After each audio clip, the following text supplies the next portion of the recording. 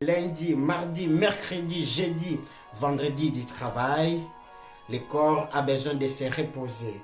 Et alors, toute personne qui est participant ou participante dans cette émission, comme je le dis toujours, vous connaissez les règles. Il suffit juste d'aimer la vidéo en bas et de la partager afin que cette bonne parole soit répandue dans le nom puissant de Jésus-Christ.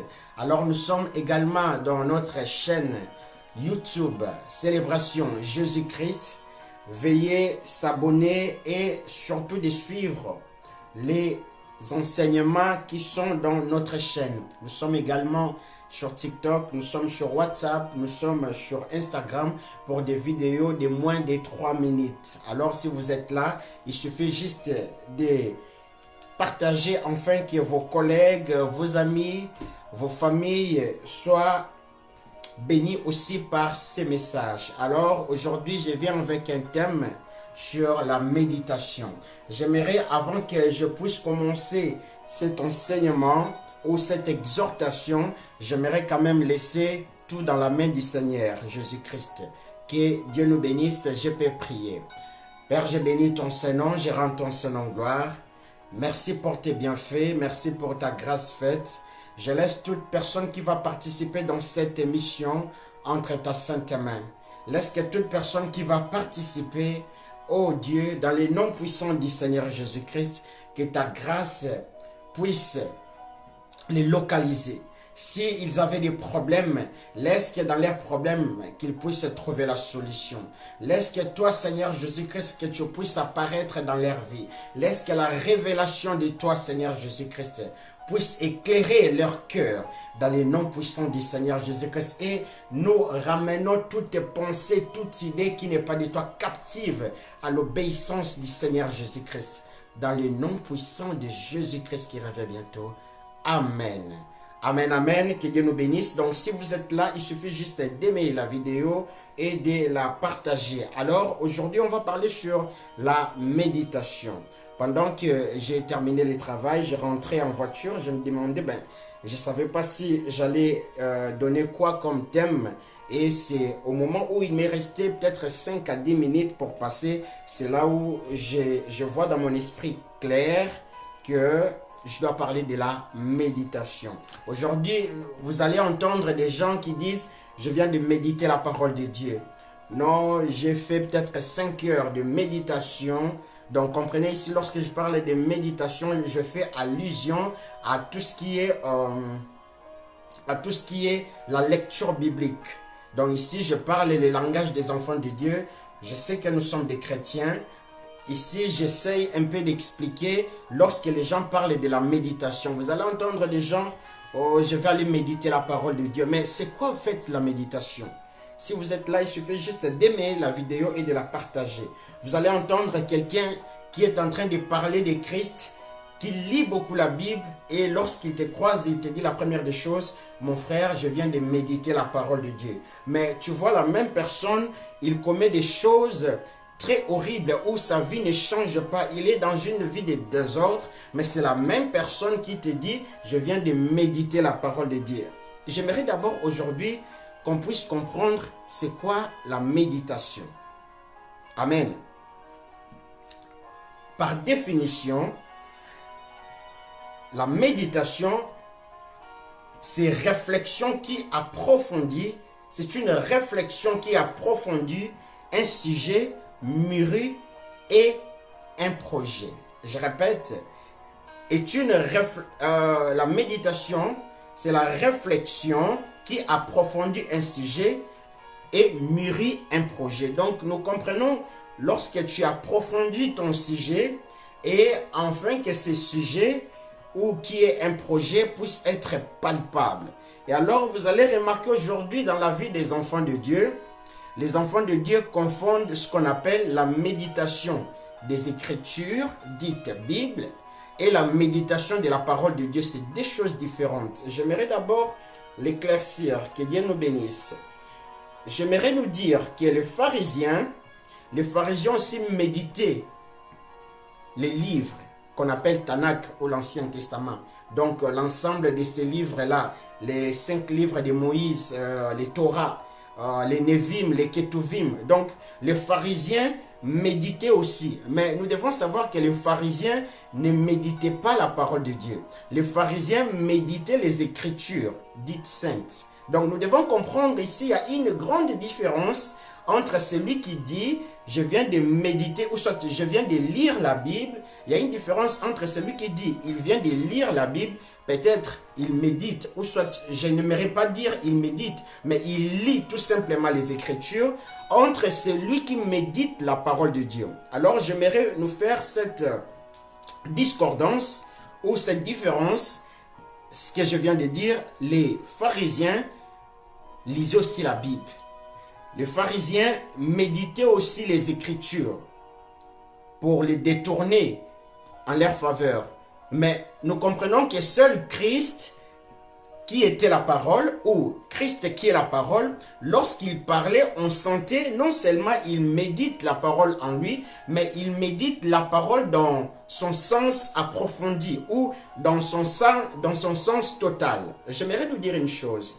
Lorsque tu viens de lire la Bible, tu sors et tu vas aller commettre un péché, laisse-moi te dire, tu n'as pas médité la parole de Dieu. Le but de la méditation, ce n'est pas seulement que tu lises la parole de Dieu. Le but de la méditation, c'est enfin que tu puisses accomplir la parole de Dieu. Or, nous comprenons ici, lorsque je parle d'accomplir la parole de Dieu, donc par là maintenant je peux donner une définition. La méditation consiste à faire la volonté de Dieu. Amen. Donc nous comprenons maintenant ici, je donne l'essence de la méditation. La méditation consiste d'abord à faire la volonté de Dieu. Donc cela veut dire, tu peux lire la Bible, mais des choses que tu lis dans la Bible, lorsque tu n'arrives pas à l'exercer, lorsque tu n'arrives pas à les pratiquer, tu n'as pas médité la parole de Dieu. Amen. Je répète encore. Pour que la méditation de la parole de Dieu soit complète, il faut que les œuvres de la méditation soient praticables. Je répète, pour que la méditation, pour qu'un enfant de Dieu puisse te dire que je viens de méditer la parole de Dieu, il faut qu'on trouve en lui non seulement la vie de cette méditation, mais la pratique de toutes ces œuvres qu'il est en train de lire. Amen. Lorsqu'il est pratique, c'est là où on peut dire que celui-là médite la parole de Dieu. Mais je n'aimerais pas nous laisser dans mes pensées, ou soit dans les pensées qui nous influencent, mais j'aimerais quand même me focaliser sur la parole de Dieu. Prenons Josué 1:8. C'est un verset que nous tous, nous aimons, car il y a beaucoup qui les récitent. Alors, je prends Josué 1:8. La Bible dit: Aie soin de répéter, aie soin de répéter sans cesse les paroles de ces livres de la loi, médite-les jour et nuit, afin d'y obéir et d'appliquer tout ce qui est écrit, car alors tu auras du succès dans tes entreprises, alors tu réussiras. Je t'ai donné. Je m'arrête, alors tu réussiras. J'aimerais vraiment les répéter, afin de l'expliquer comme il faut. Aie soin de répéter sans cesse les paroles de ces livres de la loi, médite les jours et nuits, afin d'y obéir et d'appliquer tout ce qui est écrit, car alors tu auras du succès dans tes entreprises, alors tu réussiras. On voit, lorsque je commence ces versets, on voit les bénéfices de la méditation à la fin. On ne voit pas les bénéfices de méditation lorsqu'on commence à méditer ou lorsqu'on commence à lire la Bible. Mais il y a des étapes à franchir. La Bible dit, Josué 1:8, je répète, avant que tu possèdes d'abord le succès dans tes entreprises, c'est là où tu réussiras. Il y a des étapes à connaître. La Bible dit, aie soin de répéter sans cesse. Donc nous devons comprendre ici, la première des choses, Dieu dit à Josué que Josué médite la parole de Dieu. Donc toute personne, tout frère, toute sœur qui se disent lire la parole de Dieu, prend des heures, prend des minutes, prend des jours pour comprendre ce que Dieu veut, mais lorsqu'il ne les met pas en pratique, celui-là ne médite pas la parole de Dieu. Et celui-là ne vivra pas la bénédiction qui s'accroche à ces versets. Je répète encore, la Bible dit, il faut lire, il faut prendre soin de répéter sans cesse les paroles de ces livres de la loi. Mais la Bible ne s'est pas limitée là. La Bible est allée encore plus loin. La parole de Dieu est allée encore plus loin pour nous dire, médite les jours et nuits. J'ai une question à nous dire. Dieu étant intelligent, Dieu qui maîtrise tout, il dit à un homme qui s'appelle Josué, à un homme qui a remplacé Moïse, à un homme qui a été à côté de Moïse, qui a été formé comme il faut, un homme humble. Et Dieu lui a dit, médite ces livres jour et nuit. Alors Dieu intelligent qu'il est, il dit à un homme de méditer jour et nuit. Nous devons savoir que Dieu sait, et Dieu le savait, que l'homme a 24 heures qui constituent son quotidien. Et dans ces 24 heures, l'homme a 8 heures de sommeil. À 8 heures de sommeil. Donc cela veut dire 16 heures où l'homme peut vaquer à ses occupations, mais les 8 heures, l'homme doit bénéficier de son sommeil. Mais comment Dieu peut dire, médite la parole de Dieu jour et nuit? Donc ici, pendant que l'homme sera dans son sommeil, profond sommeil, Dieu lui exige de méditer la Bible, de méditer la parole de Dieu. Et on comprend maintenant que le sens du mot méditation change. La méditation n'est pas seulement le fait de prendre quelques heures où tu es en train de lire la Bible. Non, nous devons savoir, lorsque la Bible dit « Ayez soin de répéter sans cesse », ici on a une action répétitive. Ayez soin de répéter sans cesse les paroles de ces livres de la loi. Mais médite-les. Le verbe méditer commence à celui qui le médite jour et nuit. Or, la nuit, les hommes doivent dormir. Mais Dieu ici exige que l'homme puisse méditer la parole de Dieu. Donc, cela veut dire, voire même dans ton sommeil, nous devons savoir que les gens qui ont vécu dans l'ancienne alliance, de Genèse jusqu'à Malachie, ces gens-là avaient des lois. Et ces lois-là étaient écrites d'une manière externe, d'une manière physique, d'une manière palpable qu'on pouvait voir.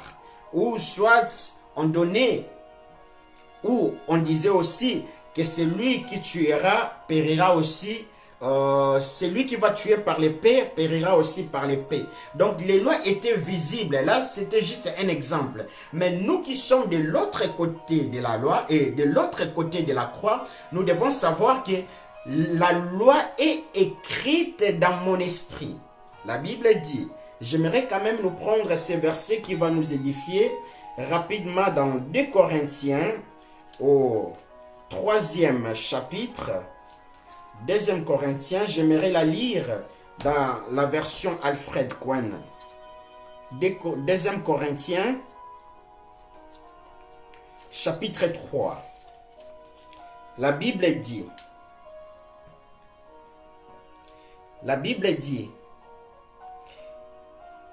je suis bien au 2e Corinthiens, au 3e chapitre.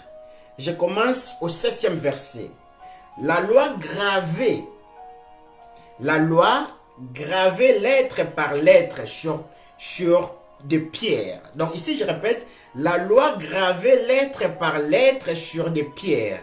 ne pouvaient conduire qu'à la mort. Donc, ces gens de l'Ancien Testament, par rapport à ce que je suis en train de dire sur la méditation, ils connaissaient des choses, mais les choses étaient d'une manière physique, étaient d'une manière externe.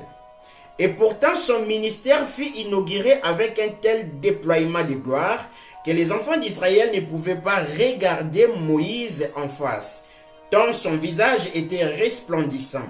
Cette gloire, toutefois, était bien éphémère et elle s'est évanouissée vite. Si donc le ministère annonça la mort, a été entouré de gloire, comment celui qui communique l'Esprit divin n'en connaîtra-t-il pas davantage? En effet, si un ministère qui juge et qui condamne les hommes a eu son éclat, combien plus glorieux est celui qui conduit les hommes à être déclarés justes par Dieu. 10e verset. On peut même dire que l'éclat de l'ancienne alliance pâlit et s'évanouit, complètement éclipsé par la gloire infiniment supérieure de la nouvelle. Car si un ordre transitoire a brillé d'un tel éclat, combien plus grand sera la splendeur de ce qui est destiné à demeurer éternellement. Je continue, 12e. Cette espérance nous remplit de hardiesse, nous agissons avec assurance, parlant ouvertement et sans réserve. Nous ne faisons pas comme Moïse qui couvrait son visage d'un voile pour être empêcher les enfants d'Israël d'arrêter leur regard sur cet éclat passager et les éviter aussi d'en constater les caractères éphémères. Amen. Mais sur leur intelligence aussi, un voile est tombé. Leur esprit obscurci est devenu insensible. Ils demeurent aveugles pour la vérité. Aujourd'hui encore, lorsqu'ils lisent l'Ancien Testament, leurs regards ne peuvent percer au-delà de du voile. Car c'est seulement dans l'union avec Christ que le voile est levé. Ainsi, jusqu'à ce jour, toutefois, les Israélites lisent les Écritures de Moïse, un voile recouvre leur compréhension. Mais comme dit les Écritures, lorsque Moïse est tourné vers le Seigneur, il ôtait le voile. J'aimerais m'arrêter là. J'aimerais nous dire une chose. Ici, l'apôtre Paul est en train de nous faire comprendre, il y a une loi qui était écrite d'une manière physique. Et il y a une loi qui est écrite d'une manière spirituelle. J'aimerais encore prendre 2 Corinthiens 3 au 1er verset. Recommencerions-nous à nous faire recommander nous-mêmes ou bien aurions-nous besoin, comme certains de vous, présenter des lettres, des recommandations ou de vous en demander? Notre lettre, la seule dont nous ayons besoin, c'est vous-même. Une lettre gravée dans nos cœurs, que tout le monde peut connaître et lire. Il est évident pour tous que vous êtes une lettre dictée par le Christ et pour laquelle nous avons servi de secrétaire. Cette lettre n'a pas été écrite avec de l'encre, amen, mais gravée par l'Esprit du Dieu vivant, non sur la tablette de pierre, mais dans des cœurs humains dans le vôtre. Dans l'ancienne alliance, les gens qui n'avaient pas Christ, ici Moïse est en train de dire, lorsque Moïse est parti prendre les tables de la loi, lorsque Moïse est venu avec les 10 commandements, les enfants d'Israël devaient obéir. Mais ici, l'apôtre Paul est en train de nous décrire le ministère de l'Esprit. Donc nous devons savoir aujourd'hui, dans l'ancienne alliance, ces tables de la loi étaient écrites dans un livre. Mais aujourd'hui, les tables de la loi est écrites dans nos esprits. Donc, chaque enfant de Dieu a la compréhension, a la capacité d'entendre lorsqu'il veut commettre un péché, lorsque le Saint-Esprit lui dit, ici ne fais pas ça. Parce que nous avons le Saint-Esprit qui est gravé dans nos cœurs. C'est ainsi, j'ai rejoint ce verset dans Josué 1:8, là où nous étions. J'avais dit, aie soin de répéter sans cesse les paroles de ce livre de la loi. Médite-les jour et nuit. Donc nous comprenons ici lorsque Dieu dit à l'homme de méditer sa parole jour et nuit. Donc nous comprenons ici, Dieu ne parle pas des choses physiques. Dieu ne parle pas de la Bible. Dieu parle de sa parole. Lorsque tu lis les Écritures, tu risques de ne pas de l'accomplir. Mais lorsque tu lis la parole de Dieu, donc comprenez la parole de Dieu, lorsque tu as le Saint-Esprit qui donne vie à ces écritures, tu comprends la volonté de Dieu et c'est là où tu peux manipuler facilement ou soit tu as la capacité de faire ou soit d'accomplir la volonté de Dieu, car nous devons savoir, comme j'avais dit au départ, la méditation, en outre, on dira, la méditation consiste à faire la volonté de Dieu. Donc nous avons compris la première des choses, je dis, Dieu a dit de répéter sans cesse sa parole.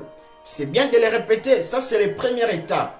Lorsque tu t'arrêtes aux premières étapes, c'est ainsi, vous voyez, des gens qui lisent la Bible, mais ils sont là des arrogants. Des gens qui lisent la Bible, ils sont là des impudiques. Les gens qui lisent la Bible, ils sont là dans des choses abominables. Pourquoi? Ils se limitent aux premières étapes. Ils se limitent à lire seulement la parole de Dieu. C'est bien, mais il faut aller plus loin. La Bible dit quoi? Lorsque tu les lis au niveau de ta chair. Lorsque tu lis la Bible, tu dois comprendre une chose, que lorsque tu lis les Écritures, tu ne les lis pas dans l'esprit. Les Écritures, tu les lis toujours dans la chair, donc dans l'âme et dans le corps. Seule la personne qui est qualifiée à l'œuvre divine, qui est ton esprit, reçoit par le Saint-Esprit qui est en lui la vie de ces Écritures que tu as lues dans ton âme. C'est lui maintenant, le Saint-Esprit, qui va communiquer l'esprit, qui va communiquer la vie dans ton esprit, afin que tu puisses avoir la révélation de ce que ton âme et ton corps a médité. Et lorsque le Saint-Esprit te donne cette révélation dans ta personne, esprit, c'est lui maintenant qui ramène la vie. C'est lui qui ramène l'esprit, qui donne la vie aux Écritures que tu avais lues. Nous avons compris cela. Et alors la Bible dit encore, méditez jour et nuit. Donc cela veut dire, je ne sais pas si vous avez remarqué ça. Vous venez juste de vous réveiller et là vous vous dites, mais comme si toute la nuit vous étiez en prière. Au moment que vous étiez vraiment endormi. Mais vous constatez que le matin, comme si l'esprit restait en prière. Donc nous devons savoir que vu que l'esprit ne dort pas, les enfants de Dieu, il ne faut pas ignorer certaines choses. L'esprit humain d'un homme ne dort pas. Lorsque ton esprit ne voit rien, il se peut que ton esprit est mort. Mais l'esprit de quelqu'un ou d'un enfant de Dieu, ou soit d'une personne qui est éveillée, son esprit ne dort pas. Lorsqu'il dort, c'est son âme et son corps qui dorment. Mais l'esprit ne dort pas, car l'esprit ne subit pas les temps. Amen. Maintenant, ici, la Bible dit, méditez les jours et nuits. Il y a des jours où tu es fatigué. Mais vu que la vie, pas de la Bible, mais la vie de la parole qui est Christ est en toi, ça t'arrive que tu es fatigué, tu dors, mais ton esprit prend les relais la nuit. Donc cela veut dire que tu es endormi, tu ne le sais pas indépendamment de toi. Le Saint-Esprit saisit ton esprit parce que tu es fatigué. Ton esprit reste en prière toute la nuit. Et tu te réveilles le matin, tu te rends compte que ton esprit était en prière. Comme l'apôtre Paul dit, lorsque je prierai en esprit, mon intelligence ou soit mon âme ne comprendra pas le langage de mon esprit. Mon âme ou soit la prière en intelligence sera stérile. Amen. Que Dieu nous bénisse. Je continue. J'aime cette fin. La Bible dit, aie soin de répéter sans cesse les paroles de ce livre de la loi. Donc, on a compris ça, c'est la première étape. Tu le médites. Mais ici, Dieu ne nous demande pas seulement de se limiter dans cette vie physique. Nous devons savoir que nous sommes des esprits qui possèdent des âmes, qui habitent dans des corps. Donc, moi, je suis un esprit qui possède une âme qui habite ses corps. En réalité, ce que vous voyez ici devant vous, ce n'est pas moi. Le vrai moi, c'est l'esprit. Amen. Ça, c'est juste un coq qu'on m'a donné. Amen. Que Dieu nous bénisse. La Bible dit, médite les jours et nuits, et la Bible donne une conclusion. enfin. Lorsque vous voyez enfin dans une lettre ou dans une dissertation, ça annonce toujours la conclusion. Ça annonce toujours la fin de tout ce qu'on a décortiqué, la fin de tout ce qu'on a annoncé. Alors la Bible dit, afin d'y obéir et d'appliquer. Donc nous avons compris que la première étape, c'est de lire la Bible. Lorsque tu lis la Bible, tu fais bien mon frère, tu fais bien ma soeur. Mais lorsque tu entres aussi dans la dimension de l'esprit, car souvenons-nous, j'avais dit dans 2 Corinthiens 3, que nous ne sommes plus écrits par de l'encre, comme était le cas des gens qui étaient avec Moïse. Mais nous sommes écrits par le ministère de l'esprit. Donc cela veut dire en nous, Dieu a inséré toutes les lois de l'esprit. Amen. Donc en nous, lorsque tu veux commettre le bien, étant qu'un enfant de Dieu, étant qu'un homme spirituel qui est juge de lui-même, le Saint-Esprit te dit, c'est ainsi, nous les enfants de Dieu qui serons enlevés, nous ne serons pas jugés. Parce que nous, notre jugement est du jour au lendemain, est spontané. À chaque fois où on commet le mal, c'est à chaque fois où l'homme esprit se juge. Amen.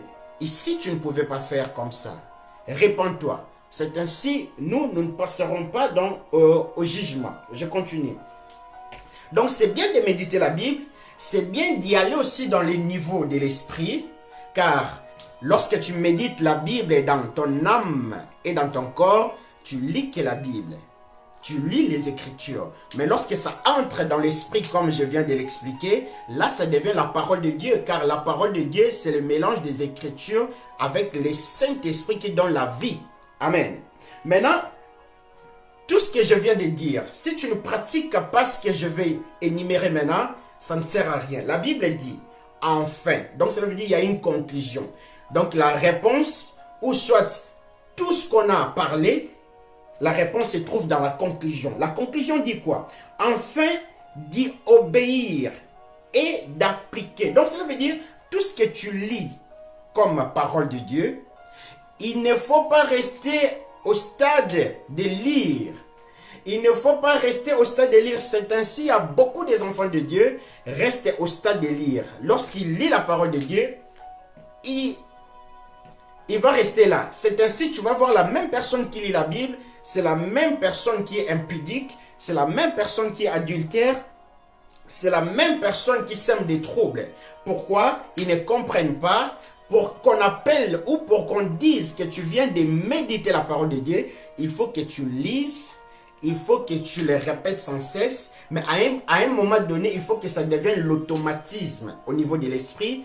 Ensuite, tout ce que tu viens de lire, il faut maintenant obéir en cela et le mettre en pratique. Et lorsque vous commencez maintenant à le mettre en pratique, c'est là maintenant nous disons, c'est là vous venez de méditer. J'aimerais donner un exemple. Imaginons, je vais prendre Jacques 1,19. Jacques 1,19. Que Dieu nous bénisse. Je vais prendre Jacques 1,19. La Bible dit. Je prends plutôt Jacques 1,20. Car ce n'est pas par la colère qu'un homme accomplit ce qui est juste aux yeux de Dieu. Nous avions compris cela. Car ce n'est pas par la colère qu'un homme accomplit ce qui est juste aux yeux de Dieu. Imaginons que tu viens de lire ta Bible. Lorsque tu viens de lire ta Bible, tu tombes sur ces versets. Et quand tu sors, après avoir soi-disant médité, pas la parole de Dieu, mais les Écritures, il faut maintenant que ces Écritures puissent devenir paroles. Mais comment ces Écritures puissent devenir paroles? Tout simple. Quand tu sors, tu vas croiser maintenant la tentation. Imaginons dans ta prière, tu demandais la sagesse. Dieu, donne-moi la sagesse. J'aimerais avoir la sagesse. Et Dieu commence à t'envoyer des problèmes. Lorsque Dieu t'envoie des problèmes, parce que quand tu demandes quelque chose à Dieu, Dieu ne va pas te les donner comme ça. Dieu va te mettre des épreuves afin que tu grandisses. Donc, puisque tu as demandé la sagesse, Dieu va te mettre dans des situations où tu dois résoudre certains problèmes. Et là, si tu n'as pas compris ce que tu avais médité dans ta prière, ce que tu avais médité dans ta parole, c'est là où tu peux te séparer avec tout le monde. Tu n'as pas médité la parole de Dieu. Car la parole de Dieu, on ne le médite pas d'une manière partielle. Lorsqu'on lit la Bible, ça c'est juste une petite partie. Tu ne peux pas dire que tu as médité la parole de Dieu. Méditer une parole de Dieu, c'est l'ensemble de ce que je viens d'évoquer. Donc tu médites, tu lis la Bible, mais il faut maintenant l'obéir et pratiquer. Oui, c'est vrai, j'avais demandé la sagesse à Dieu, mais Dieu maintenant m'a mis dans des situations que je dois résoudre. Amen. J'aimerais encore donner un exemple. Imaginons que vous sortiez là, on vous insulte. Lorsqu'on vous insulte, ou soit on vous frappe aussi au jour. J'aimerais déjà vous garantir que vous avez aussi les droits. Vous avez les droits aussi de répliquer.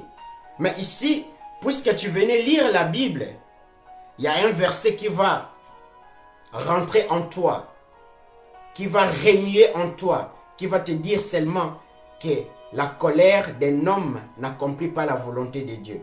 Et lorsque tu comprends ça, tu as voulu répliquer et tu n'as plus répliqué parce que cette parole-là, le Saint-Esprit te l'a sondé. C'est là où tu viens de méditer la parole d'une manière complète. Donc nous comprenons que l'exercice de la méditation de la parole de Dieu, c'est lorsque tu lis la Bible, mais tu ne t'arrêtes pas au niveau de la lecture biblique comme écriture, tu les remis dans ton âme, ça devient un automatisme. Ça entre au niveau spirituel dans ton esprit. Tu ne t'arrêtes pas là. Tu commences maintenant à obéir à Dieu et à l'appliquer ou à la pratiquer. C'est là où nous comprenons que la méditation consiste à faire la volonté de Dieu. Et la Bible dit, et d'y obéir et d'appliquer tout ce qui est écrit. Donc cela veut dire, tout ce que je viens de lire, je ne dois pas m'arrêter au stade primaire. Je dois aller maintenant dans les stades que Dieu me demande afin d'accomplir sa volonté.